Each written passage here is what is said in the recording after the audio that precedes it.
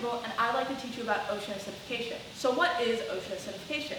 It was first run about in a 2008 paper discussing the phenomenon. The scientist first was interested in the phenomenon because of a decrease in pH in specific areas of the ocean. Essentially, ocean acidification is an increase of CO2 in our atmosphere being absorbed into the ocean, causing a chemical reaction resulting in an influx of hydrogen ions, causing the ocean to become more acidic. As eloquently explained on the Smithsonian website, at its core, the issue of ocean acidification is chemistry.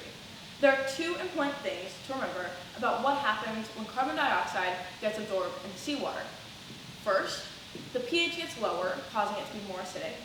And second, this process binds up carbonate ions, making them less abundant ions that corals, mussels, oysters, and many other shelled organisms need to build shells and skeletons.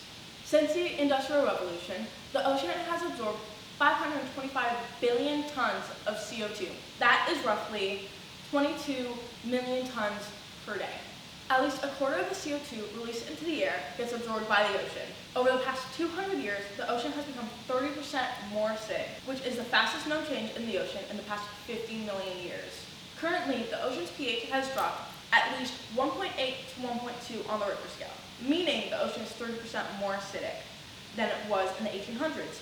If we continue with business as usual, with our carbon emissions, the global temperature will rise between 3.5 to 7 degrees Fahrenheit, which will trigger a bunch of world-altering events. For example, the disappearance of glaciers, induction of low islands and coastal regions, along with the melting of the ice caps. In the middle of the century, the pH will drop to 8, then by the end of the century, the pH will drop to 7.8.